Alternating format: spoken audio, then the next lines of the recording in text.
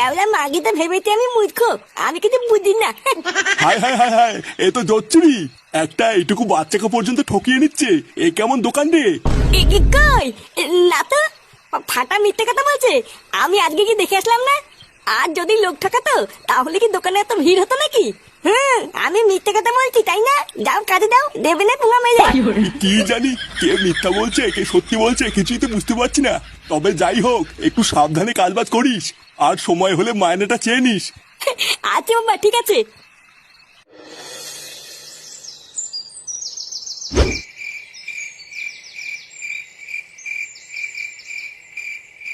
কি ব্যাপার বলো তো কাকা, আজকাল কোনো খরিদ্দারি হচ্ছে না। আমার এই দোকানে কি কারোর নজর লাগলো নাকি? হ্যাঁ রে মদন, আমারও তাই মনে হয়। তুই বরং তোর দোকানে একটা পুজো দে, দেখবি সব ঠিক হয়ে যাবে। ওইসব পুজো টুজো দিয়ে কোনো লাভ নেই।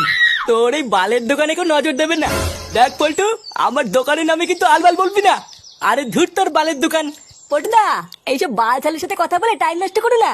তাড়াতাড়ি চলো, ওইদিকে আবার বৌদি চপ ভেজে দোকানে বসে আছে। কি বলো, বৌদির চপ কোথায়? সে কি গো দাদু, তুমি এখনো জানো না? আরে জানলে কি আর এই বালের দোকানে বসে চা খেতাম নাকি?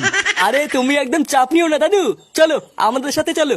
অনেকটাই বালের চা খেলে, এবার একটু বৌদি সেটা ভাঙা চপ খেয়েও দেখো কি মজা। কি বলছো তা?